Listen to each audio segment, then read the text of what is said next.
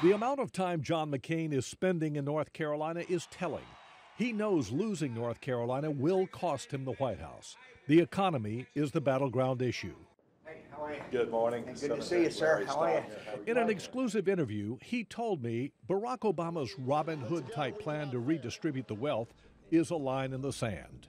This is the difference between myself and Senator Obama. Big government, government control, take people's money and spread the wealth around, or let people keep their money and create jobs. That's how we're going to win in North Carolina. Suspending your campaign to go back to Washington to work on the financial meltdown and the bailout, was that a mistake? Oh, no.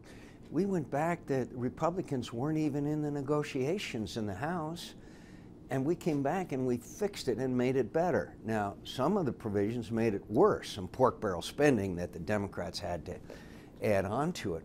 But we provided more protections for the taxpayer. We provided additional options such as insurance. Look, whenever there's a crisis, you've got to go where the action is and get in the arena. In endorsing your opponent, the Washington Post criticized you for, quote, the irresponsible selection of a running mate who is not ready to be president. Your response? I love the Georgetown cocktail circuit's opinion of my selection. Because they didn't see her on Meet the Press doesn't mean that she isn't qualified. She's the most inspiring person I've encountered in a long time. Finally, you're behind in the polls. Do you think you can still pull this out? Oh, we're closing, but we're the underdog. We'll be the underdog until the polls close in Hawaii. Should you lose this election to Obama, the Democrats will then control the White House and both houses of Congress. Steamroller? Well, I saw today that the Speaker, very liberal Democrat Speaker of the House, said that she expects to have 250 seats after this election. Boy, that would be unbridled tax and spend and government. Whoa, it would, look,